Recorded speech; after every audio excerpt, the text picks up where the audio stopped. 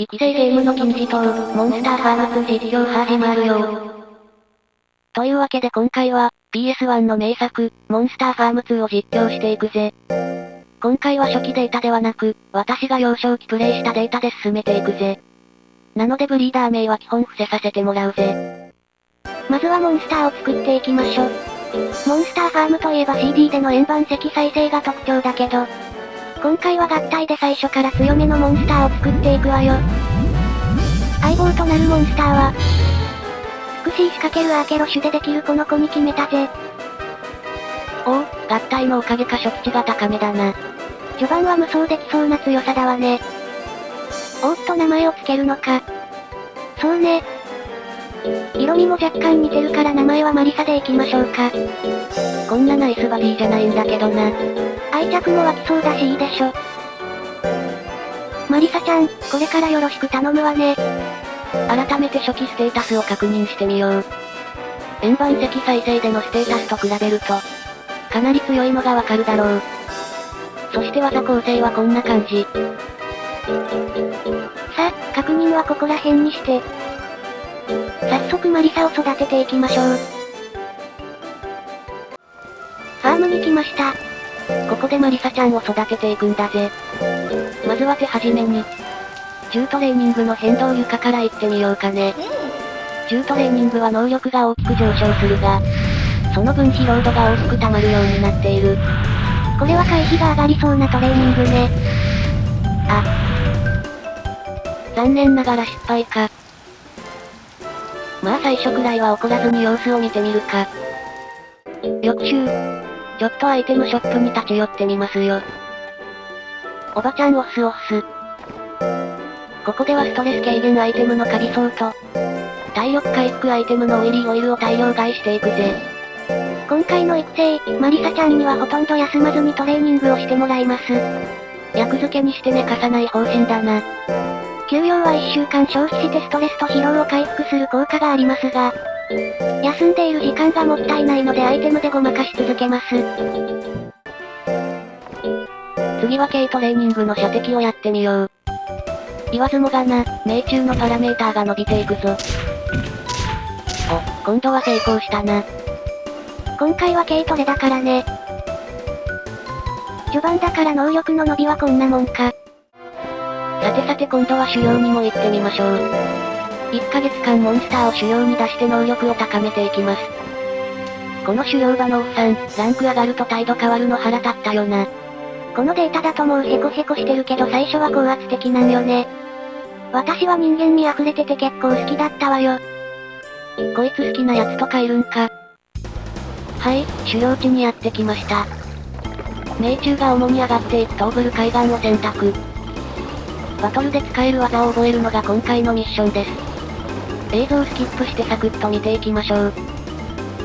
スキルゲットと出たので技を覚えました。脳筋ククシーの必殺技をゲットだぜ。必殺技？また後でバトルの時に解説するぜ。まだ育成序盤なのでここら辺で失敗するかな。やっぱりね。4週分あるので再チャレンジはできるけど、ここはやはり厳しいですね。ファームに戻って育成再開ね。命中はとっても大事なパラメーターなので序盤から上げていきましょう。これは。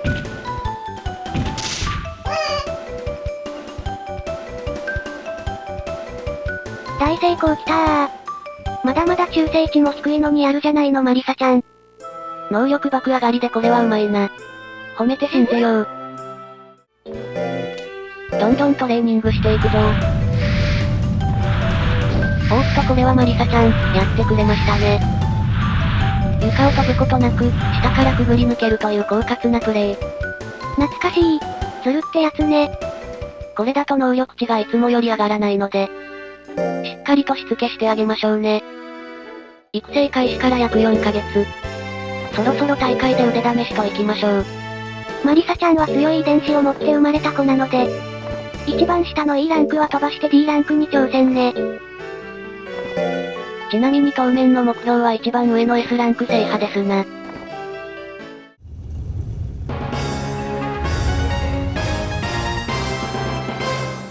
やっべえ懐かしい。マリサちゃんの初陣戦、気合い入れていくわよ。試合は1対1の対マン形式、出場モンスターと総当たりで戦っていくわ。おお、初戦はまさかのピクシー種同士。これは絶対負けられませんな。お互いのステータスはこんな感じ。さすがピクシー種、相手は賢さが高いわね。ライフ丈夫さが低いから KO 勝ちを狙ってみよう。ここで簡単な説明をば。攻撃は力技と賢さ技に分かれていて、表示の黄色が力技、緑色が賢さ技です。それぞれのパラメーターに依存してダメージが入るわけね。そういうことだ。そして今回のマリサちゃんは脳筋型、力こそ全てのパワー系にしたいので、賢さ技は基本的に使いません。なので黄色い表示の力技のみで大会を制覇していきます。はい、こんな感じで初戦は圧勝。HP を削り切ったので余裕の KO です。さて次の相手は純血アローヘッドくんです。丈夫さ特化系ね、パワーで押し切るわ。さて今回は、意味不明状態について説明しようかしらね。モンスターにはブリーダーへの中性値というパラメーターがあるんだけど、この値が低いと、試合中意味不明状態になってしまうことがあるわ。今相手がなっているこの状態ね。この意味不明状態の間は、攻撃ができないだけでなく回避率も下がってしまってやばいのよね。逆に言うと、相手が意味不明の時は攻撃を振っていった方がいいわけだな。そういうことね。序盤は結構この意味不明状態になりやすいから、これに注意して戦っていくのが重要よ。さあ試合は終盤戦、いい感じにお互い削り合っているな。ここは残り時間いっぱいを使って、キック連発じゃ地味だけど確実にキックで仕留めるマリサちゃん、恐ろしい。どんどん戦っていきましょう。次はライガー氏とのバトルね。賢さ、回避、命中高めと順当な感じに育ててきてるわね。今回は命中率とガッツについて説明しておきましょう。この矢印が命中率、それぞれ自分の技の命中率を表しているぞ。そしてこのゲームで一番大事なガッツについて。ガッツはここの数字。このガッツポイントを消費して技を使っていくんだが、技によって消費するガッツの量が違うんだぜ。強い技ほど大量にガッツ消費するのよね。そしてさらに大事なのは、ガッツが溜まっているほど技の威力は上がるし、相手のダメージを抑えられたりするんだよな。だからしっかりガッツを溜めてから攻撃するのが大事なのね。そういうことだな。ここら辺の数字を見つつ、上手に立ち回っていく。大変趣深いゲームとなっております。さて、相手はもう虫の息ね。ここは基本技である。タッチで決めちゃいましょ。おっしゃ。ここも余裕の突破。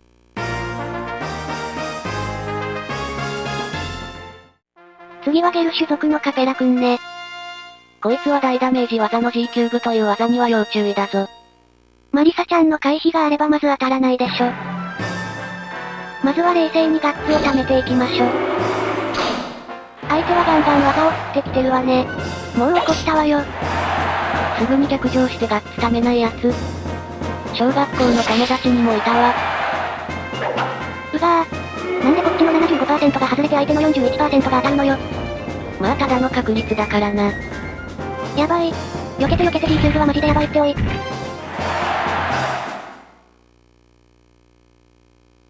今度は 27% 当てられた。モンスターファームあるある、見事にやってくれたな。まあ、次勝てればまだ優勝はあるから。ラストはモッチーッシュ、桜アートとの対戦。なんかステータス高くない？バランス型ってやつだな。見た目以上に強くないから、平気平気。いきなり大技振ってきたわね。避けてしまえば問題なし。ひとまず一発蹴りでも入れておくか。いいダメージ。そしてここでさっきの修行で習得した必殺技、影爪を披露しよう。この技はアーケロというモンスターの技なんだが、マリサちゃんはフクシーとアーケロの合体種なので、この技を使うことができるんだぜ。脳筋マリサちゃんにはぴったりの技ね。この技は命中率が高くダメージもそこそこで、パワー型ピクシーの主力技になり得るポテンシャルを持っているんだぜ。というか他の技がね、タッチとキックだけじゃダメージソースに乏しいのよね。そういうことだな。基本ピクシー種は賢さメインで育てるものだから、力技がそもそも多くないんだよな。でも今回はあえて賢さ技を縛ってプレイしていくので、力で全てを制圧するマリサちゃんの活躍にご期待ください。惜しくも KO は取れなかったけど無事勝利。はい、D ランク公式戦、優勝しました。G キューブで KO された時はどうしようかと思ったけど、あれはみんなのトラウマだからな。優勝で賞金もがっぽりゲット。人気のパラメーターについてはまた後で解説するわね。大会に出たらステータスも上昇します。賢さはいらないからもっと力が上がって欲しかったけど。ここは褒めて使わそう。ファームに戻って育成再開。いつものように草油で焼く付け中。間違えて2個目のアイテムを与えてみると。はい、激烈かわいい。甘えんぼマリサちゃんかわいすぎー。薬付け育成の弊害か。ほとんど寝かすことなく毎日トレーニングをさせていたら、育成方針がスパルタまで行ってしまいました。それでもけなげに働き続けるマリサちゃん。回避賢さのステータスも上がってきたし、そろそろ力のパラメーターにも着手していきましょうかね。初の力トレーニングでまさかの初手大成功？これは脳筋ピクシーとしての自覚ありですな。化け物になる未来が見える。そんなわけで調子に乗って C ランク非公式戦にやってまいりました。脳筋マリサ覚醒で C ランクも突破なるか。ここは一挙殴り込みじゃさすが C ランク、相手のレベルが一段と上がりましたな。ステータス的にはそこまで変わらないけど、こっちは賢さほぼ意味なしだからな。ひとまず様子を見てみましょ。マーイさんのペッタンは大ダメージ技だから注意な。脳筋マリサちゃんは基本マーイ1空で戦うから問題なし。いい感じに避けているわね。今回はタッチとキックをメインに使っていきたいんだよな。あら？なんで？タッチキックそれぞれ30回ずつ使用することで、上位技を主要で覚えられるようになるんだ。力技の少ないピクシー種にとってこれは絶対必須なんだよな。なるほどね。そんなこと言ってられる状況でもなくなってきましたが、影爪使わないと勝てなくね？言って確かにこれはしのごの言ってられないな。これも外れんのかよ、やべえなこれは。ここは冷静に。もう一発。入ったけど。ニコレライフ多すぎるんじゃー。全然食らってる感じしないじゃない。あ、これはもう。さすがに C ランクはまだ早かったみたいだな。ニコレイの復讐を誓って再びトレーニングの日々。マリサが1歳の誕生日を迎えました。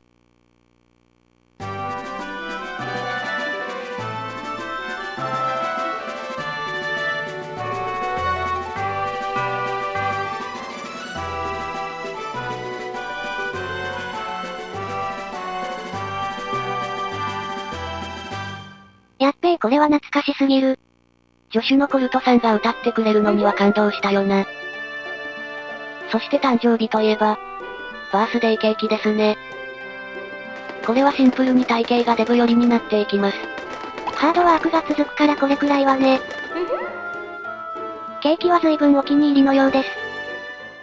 そして1歳でのステータスはこちら。0歳と比べるとまあまあ成長したのかな。再び育成中。トレーニングをしようとすると、お花をおねだりされてしまいました。30G くらいなら安い。これで休まずトレーニングしてくれるならね。しっかりブラック起用とかしててはロタ。ついに中性値がマックスの100になりましたよっと。これで意味不明ともおさらばだな。日々のトレーニングに飽きしたのか。コルトさんからストレス警告を受けてしまいました。ストレスが溜まっていると、ゴリゴリ寿命が削れていくので、カビ層を上げてストレス値を下げてあげましょうね。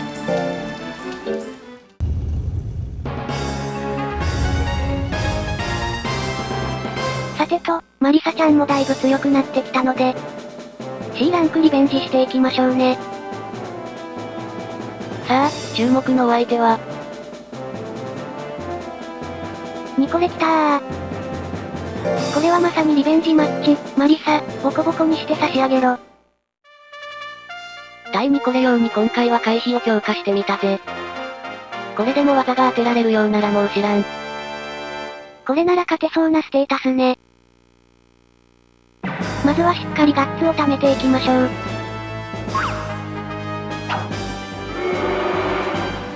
相手の攻撃ラッシュに惑わされない。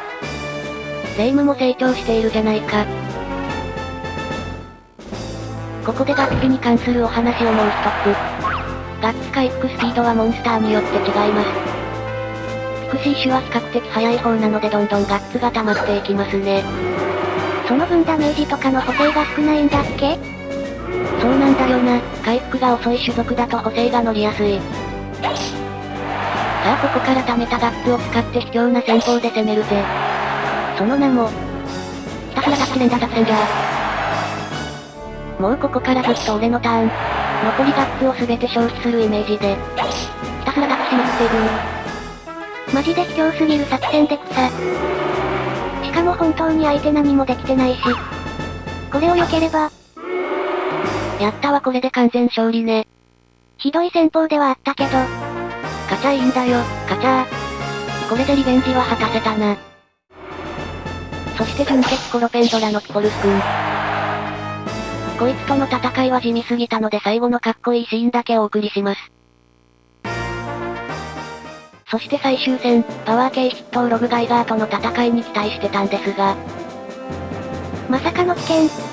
パワー系が効いて呆れるわ。ってな感じで若干不本意なんですが。C ランク非公式戦、優勝できましたとさ。ここでマリサもトイファーのモンスターカードを見ておきましょう。魚も土器持ってるの、かわいい。説明文は完全にミュージカルのキャッツやんけ。そろそろ新しく技を覚えられそうなので、ここは奮発して修行に行ってみよう。今回は回避が上がるパパス山脈をチョイス。ここは割とサクッと見れるのでノーカットでお届けします。最初の関門アイスクライミング。ただひたすらに氷の崖を登っていけばクリアだ。はい、オッケー。無事技も習得したわね。そして成長段階が上がっているからかステータスの伸びも良くなっているわね。第2関門、こちらは急に降ってくる氷を避ければクリア。ここもあっさり超えたわね。確かにこれは回避のパラメーターが上がりそうね。第3関門クレバス地帯。人間だったら死亡不可避のクレバス地帯を進んでいく。あ、さすがにこれはミス？驚異の粘り腰で第3関門も突破。普通に垂直に崖登っていたけど。そしてラスト、シンプルに巨大白熊とバトルです。なぜだかはわからないけど争っている白熊くん。共闘してマリサに襲いかかります。なんだよこれただのリンチじゃん。うまく回避スキルを使っているんだな。今度はタイマンバトル。痛い一撃をもらってしまいます。と思ったらまたこいつら争い出すのかよ。カメラに向かってなぜかポーズしてくれるマリサちゃん。ここから最後の攻撃。2連続ダイブをかわせば成功です。これで無事に修行完遂。ステータス爆上がりでうまうまです。そして最後はノラモンと遭遇。修行を最後までこなすと一定確率で出てきます。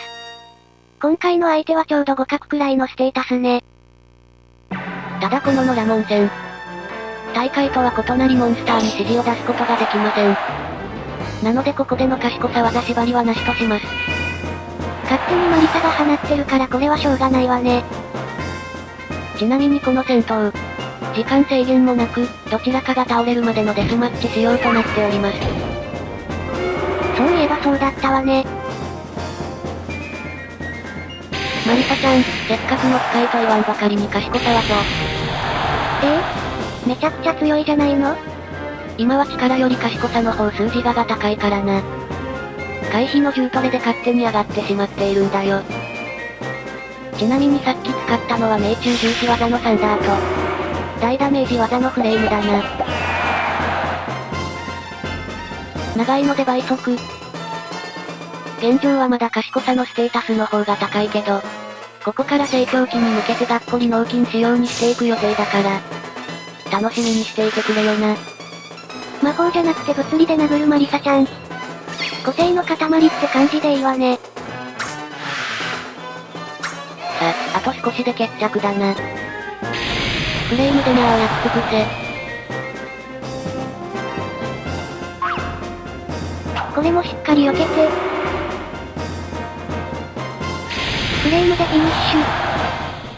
脳筋マリサの意外な一面を見れた試合だったわね。そしてさっきの修行で覚えた技。ハイキックだ。キックよりもダメージ量が増加していていい感じ。次の大会ではガンガン使っていこうぞ。そしてさらにもう一度修行に行きまして。新たにタッチの上位互換張り手も習得。これも命中とダメージのバランスがいい感じ。それじゃあ準備は整ったので、満を持して C ランク公式戦行ってみようかね。C ランクからは8体の総当たり戦になります。もはやおなじみのメンバーが集まってきてるな。まずは前回危険で戦えなかったロブガイガー戦を見ていこう。スーパーパワータイプね。一発もらったら致命傷のヒリヒリバトルだな。力実数値は驚異の442。緊張感のある試合ね。ただ相手の命中率を見てくれ。1%? さすがにこれは当たらんわ。そしてこちらは新技のハイキック。ダメージいい感じね。相手のビンタは命中重視技、これが 9% だから注意しよう。こちらはハイキックでゴリゴリ削っていく。でもこんなの一発食らったらひっくり返されるわね。ビンタはやめてビンタはやめてビンタは。当たる気がしないぜ。マリサも調子に乗って余裕かましてきたわね。状態変化したな。余裕は攻撃を避け続けると発動して、回避が上がるがその代わりに受けるダメージが倍になるんだぜ。マリサちゃんにぴったりの状態変化ね。よしこのままノーダメで押し切る。KO まで持っていけたらかっこよかったが、ひとまず解消だな。そして次も強敵、ラウー種族のワーランモくん。個人的にはかなり好きな種族だぜ。ラウー系統のデザインってよくできてるわよね。愛嬌のあるオラウータンって感じで。こいつは力タイプだから、後ろの方に行くと賢さ技しかなくて楽に戦えるんだが、こっちの脳筋マリサは近距離型だから、少し相性が悪いんだよな。くしゃみ。ラウーって下品な技が多くて楽しいのよね。ポップって技とか名前はかっこよくしてるけど、ただの放棄だからな。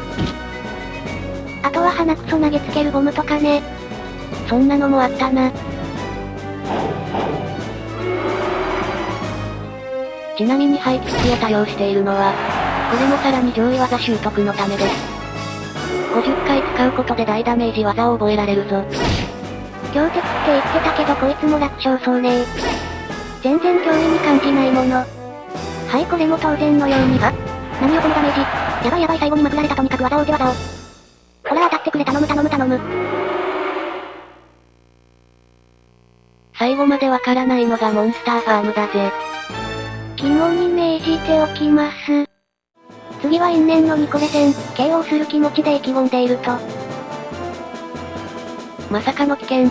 まあ前回ボコボコにしたしな。最後は末蔵種族、ガンバーン君ですね。ステータスを見ると圧勝できそうだけど。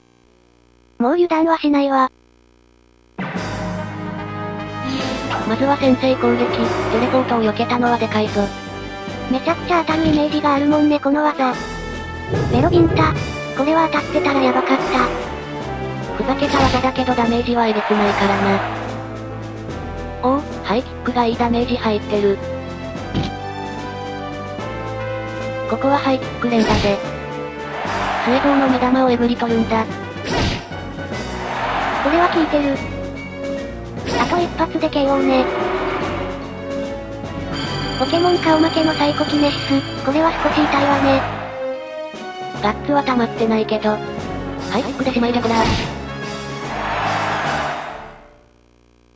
脳筋マリサ覚醒したわね。ってな感じで。無事 C ランク公式戦優勝です。ファームで再び育成の日々。変動床はレベルが上がって足場がより狭くなっております。それでもしっかりこなすマリサちゃん偉い。成長率がいい感じに上がってきてるな。成長のピークはそろそろかもね。さっきの大会で散々ハイキックを使ったので、またしても主要で技習得に行きましょう。今回は大ダメージ技習得のためマンジー砂漠を選択。マリサの最終奥義を覚えるぜ。ちなみにこのモンスターファーム2。狩猟よりも通常トレーニングの方がモンスターは強くなります。狩猟より銃トレの方が数字の伸びがいいのと、シンプルに寿命が減っていってしまうので、狩猟は技習得のために行くイメージでいいでしょう。そして今回もノラモンに出会ったので戦闘を見ていきましょう。まさかの最強格と出会ってしまったわね。ノラモン戦はこれが怖いんだよな。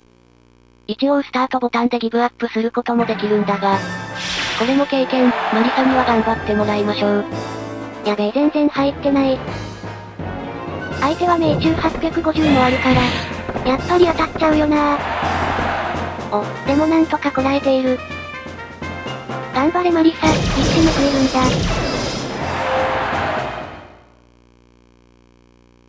まあこうなるよね。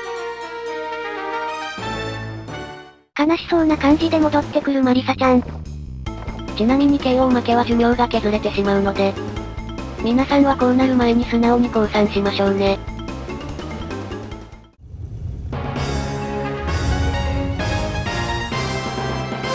はい、新技を引っ提げて B ランク公式戦やってきました。まずはモノリス系統、ルーレスとの試合を見ていこう。丈夫さ高っ。でも回避がないからほぼほぼ技は当たりそうね。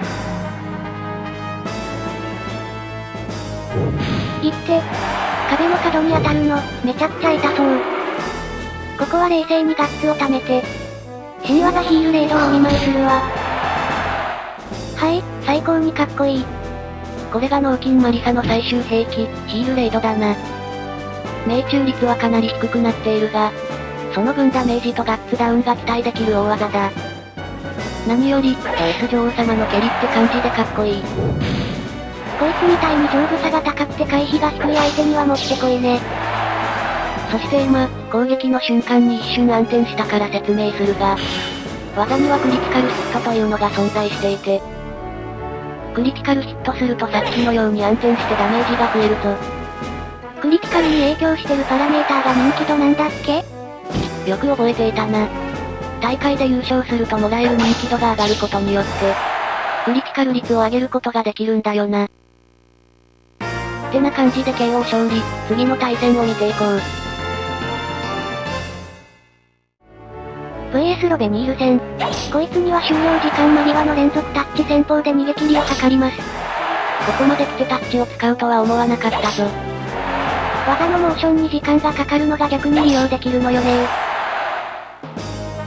はい、しっかり完封で勝ち申した。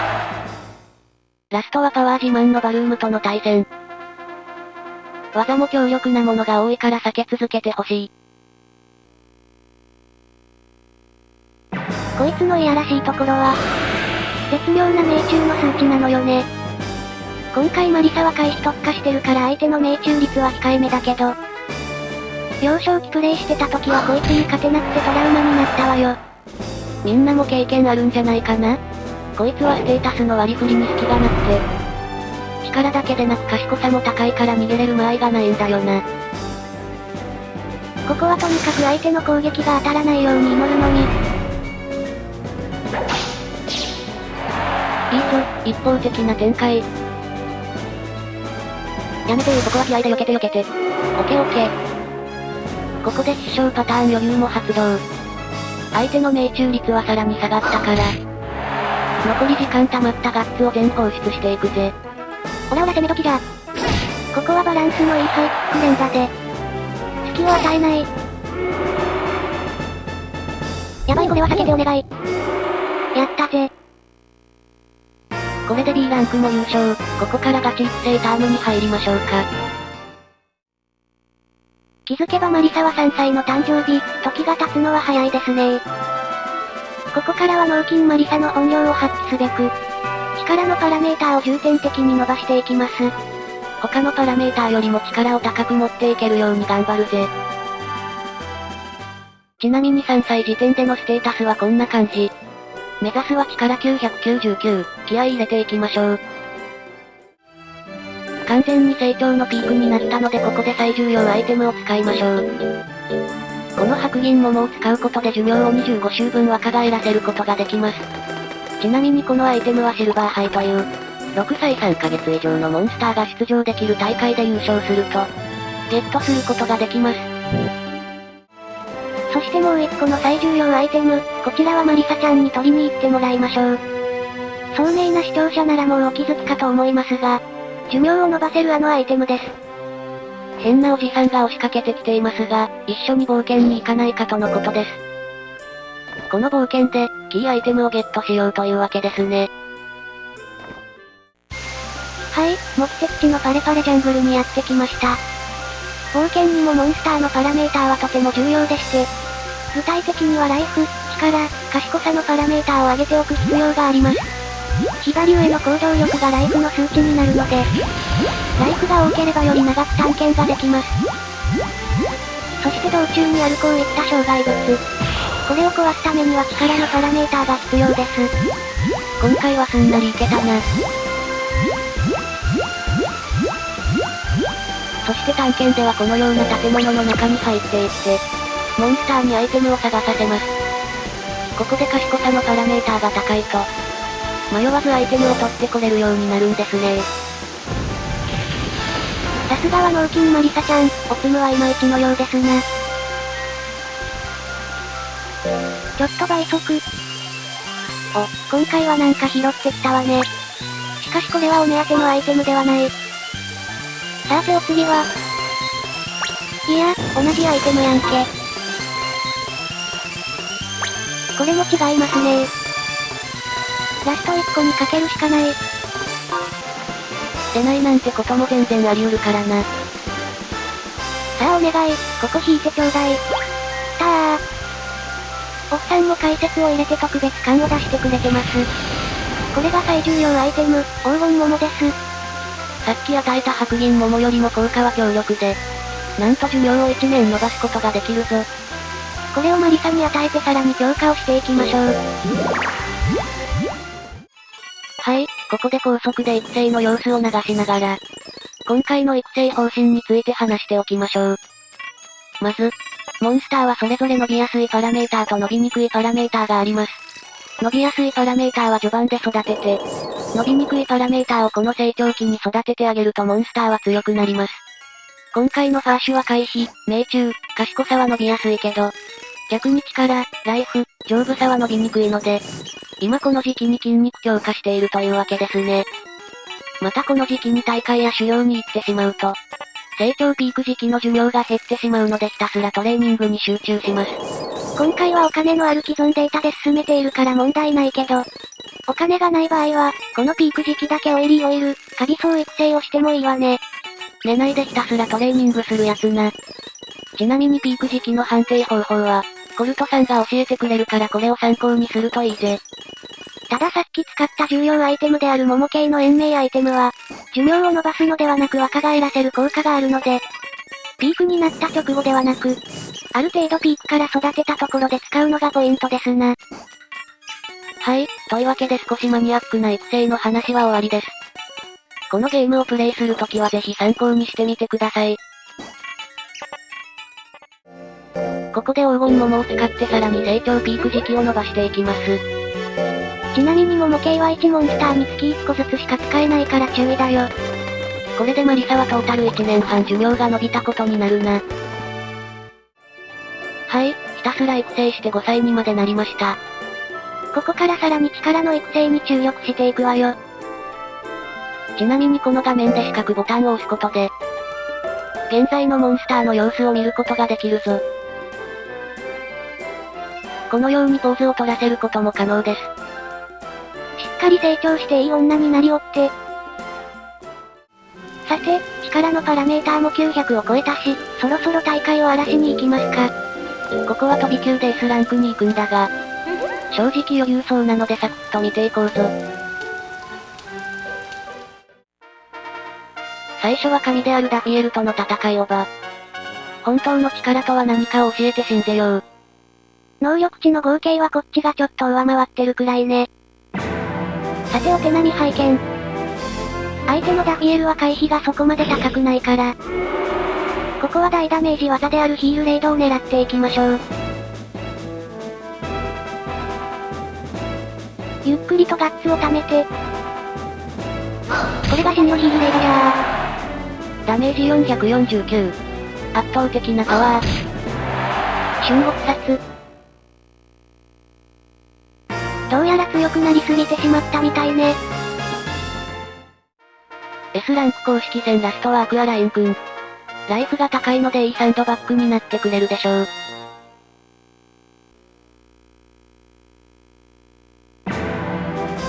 開幕ショットガン。あれ？思ったほどダメージが入っていないような。気づいたか。実はこのゲーム、力と賢さの値も防御力に関係してるんだよな。マリサは賢さ476と結構高めだから、丈夫さがなくても賢さ技のダメージを抑えられるんだ。なるほど、そうすると、賢さ技を打たないからといって、賢さが死にステータスとも言えないのね。そういうことだな。マリサが暴力的すぎて試合終わってた。圧倒的な力の差を見せつけて、S ランクも突破。ここから4大大会に進んでいく。お家にいたら何かが届きました。なんかいつもと違って緊張感のある雰囲気。これはもしや。コルトさんもテンション上がっていますね。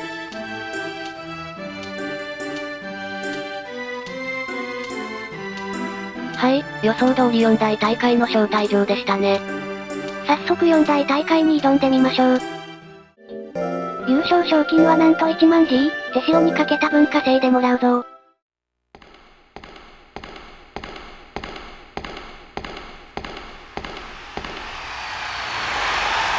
やべえこの演出、久しぶりに見たけど鳥肌立つわ。お客さんも超満員でテンション上がるよな。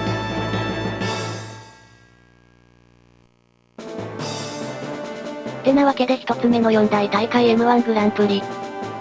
ここでは S ランクより強いモンスターと戦っていきます。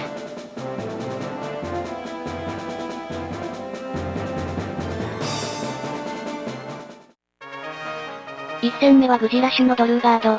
力の数値半端ないけどマリサのが上ね。格の違いを見せつけてやりましょ。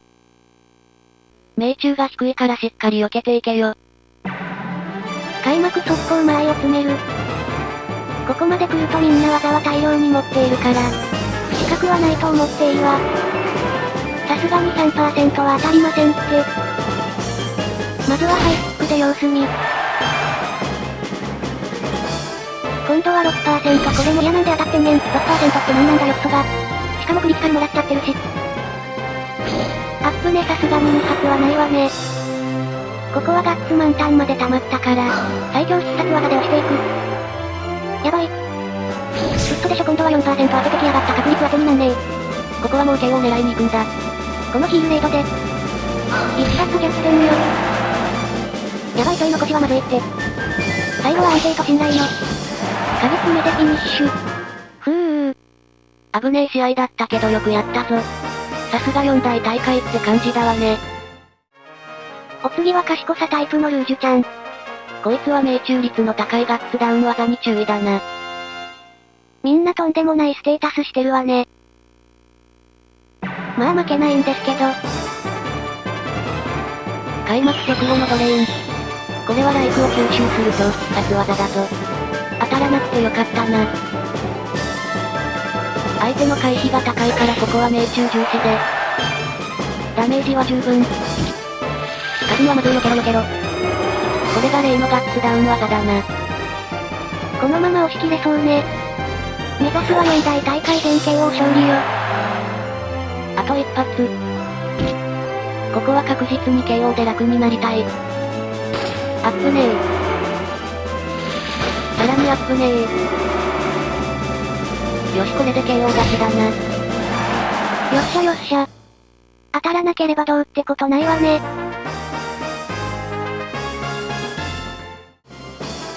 ラストはスタウンド君は命中が低すぎて脅威にならなかったので、驚異的なマリサの暴力を見てもらいましょう。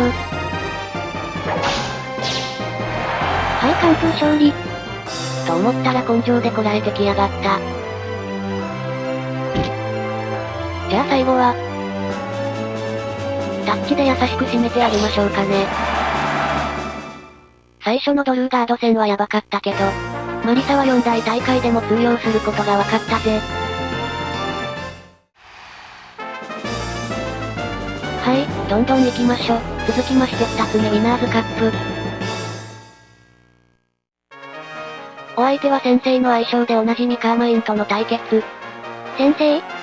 こいつは開幕で技を放ってくるので有名なんだ。来るぞ。おお、さすがマリサ、かわしたか。こいつは先制攻撃でデスエナジーという高命中技を放ってくるから、カーマイン先生という名前で親しまれているんだ。親しまれてるんじゃなくてみんなのトラウマになってるだけでしょ。開始900もあるマリサにデスエナジーは命中率 56% だったからね。ほんと避けれてよかったわよ。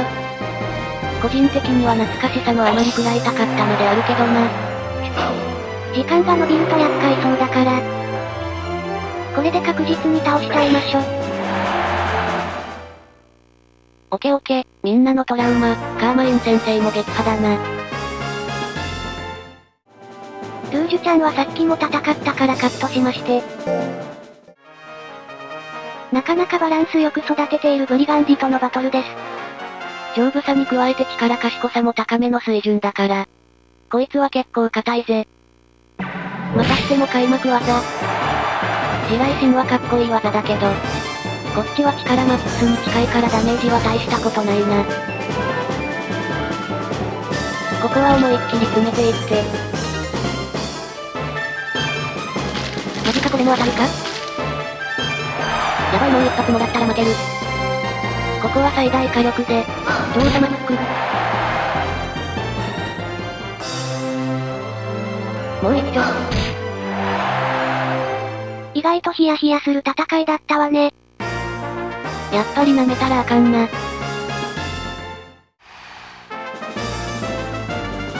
はい、次の4大大会はワールドモンスターズカップ。ここでも戦っていない相手とのバトルを見ていこう。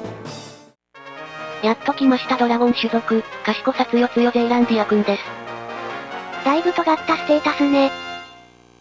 防御系がおざなりだからそこをついていきたいな。まずは90近くまでガッツを貯めよう。うわ来たマジか。めちゃくちゃ痛そうな音してたけどまだいけそうね。さらに噛みつきももらうか。いや、ここは冷静に初子貫徹。ガッツが溜まったところで、一撃必殺かかと落とし。886？ クリティカルも相まってとんでもない数字が出たな。ついに同族対決。美しい種の頂上決戦になりそうな一戦。もちろん相手は賢さ型だな。ここは負けられないわよ。まずは相手の賢さ技でも見てみましょうか。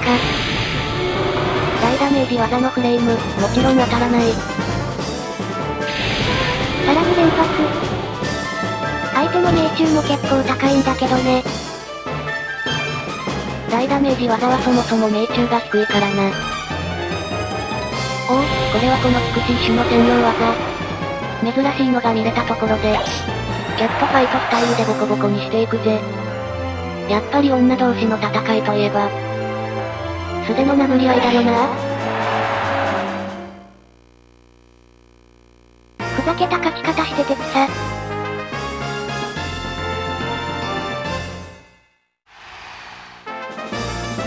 4大大会ラストはグレイテスト4。ここでの新規は一体になります。4大大会ラストの相手、純血デュラハンのラブレストバトル。ちなみにマリサの力はカンストの999まで行きました。ラブレスは無駄の少ないパラメーターで間違いなく強敵。回避を切っている分他の数値が軒並み高いわね。そして技にも恵まれているという優遇っぷり。命中率が高くダメージもまあまあの優秀技が多いんだが、こちらは回避900まで上げているからそう簡単には当たらんな。ヶ月目でもダメージが通らない。丈夫さ841は伊達じゃないわね。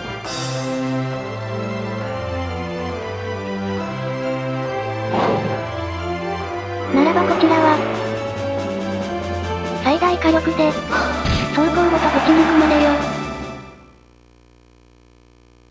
よっしゃー、これで4大大会完全制覇。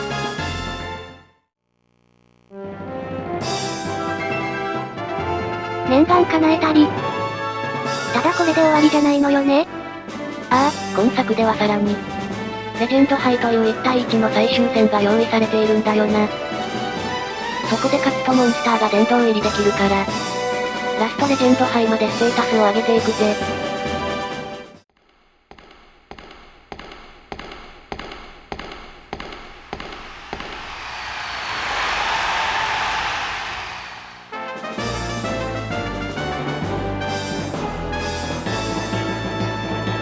やってきました最後の戦いレジェンドカップ。ここでは前作モンスターファームの女子さん、ホリーさんが出てくるという激アツ展開が用意されているぜ。ホリーさん来たー。当時モンスターファーム1からやっていた人なら、この展開に燃えた方も多かったんじゃなかろうか。他だと対抗戦でもホリーさんは出てくるけど、やっぱこの最終戦で来るのは熱すぎるわよね。どうやら向こうは、最強モンスターポリとかを連れてきているらしいぜ。じゃあ、ラストバトル、行ってみよう。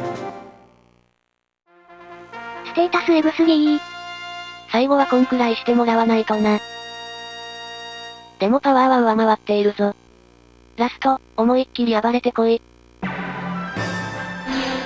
開幕テレポート、これはよく避けた。白いボディが威圧的ね。おっとここで不意打ちのつば吐き。そこまで痛くはないけどもうダメージはもらいたくないぞ。ベロビンタはやばい。相手はガッツをかなり消費してるわね。このガッツさなら、十分ダメージは入るはず。おっし、あと一発で倒せる。最後はやっぱり殿下の宝刀。ヒールレイドで決めさせてもらうわ。よっしゃー、最後まで圧倒的なパワーで KO よ。偉いぞマリサ、よくやった。というわけでここでクリアにはなるんですが、最後のポリとかが思ったよりすんなり勝ててしまったので、エンディングの後に、裏ボスとも言える最強の末同士と戦います。よかったら最後まで見ていってね。というわけで最後に殿堂入りしたマリサを見ながらエンディングと行きましょう。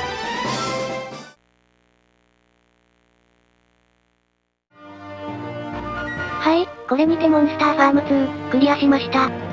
完走した感想ですが、やっぱり神ゲー、今やっても面白すぎましたね。実はこのゲーム、幼少期一番やり込んだゲームで、ステータスオール999のモンスターを作ったりするくらいハマっていました。今回は殿堂入りが目標だったけど、まだまだやり込み要素があるのがこのゲームのすごいところよね。ちなみにレジェンド杯の敵モンスターは、各年でモンスターが変わる仕様になっていて、もう一匹のモストというモンスターもめちゃくちゃ強いので、ぜひ遊んでみてその強さを実感してほしいんだぜ。このモンスターファーム2は、スマートフォン版や任天堂スイッチ版に移植されているので、興味がある方はぜひプレイしてみてください。というわけで今回の動画はこの辺で終わりにします。このゲームの思い出など、コメント欄に書いていただけると嬉しいです。そして、チャンネル登録、高評価をぜひともよろしくお願いいたします。それじゃあみんな、バイビー。おまけ。2大陸対抗戦 S ランク、最強の末増種マッドキャップ君との戦い。なんだこのステータスは？他にも有名どころだとアキレイルやハメットというやつもいるんだが、今回はポリとかが不甲斐なかったからこのマッドキャップ君と戦うぜ。あ、ちなみにこれは4大大会攻略中のステータスになってます。命中重視技ばっかり放ってくる感じ、こいつできるわね。ガッツダウン技のキッス。これは当たったら結構やばかったな。こっちはガッツが溜まったから反撃開始よ。ポリとかの数倍でかく見えるぜ。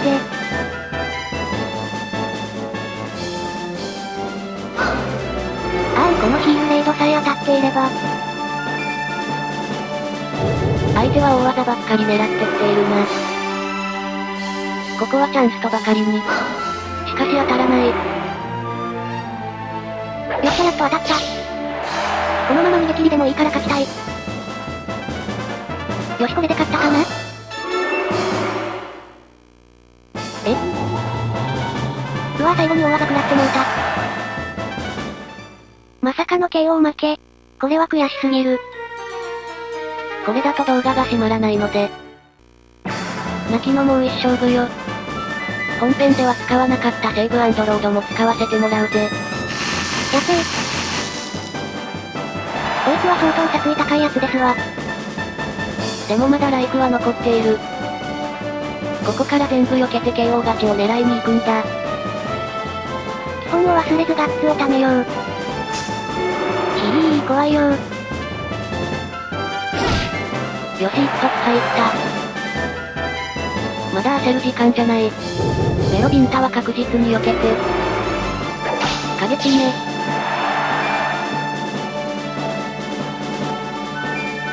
さらに入ってく。あと一発は確実に当たる技。これで終わりだー。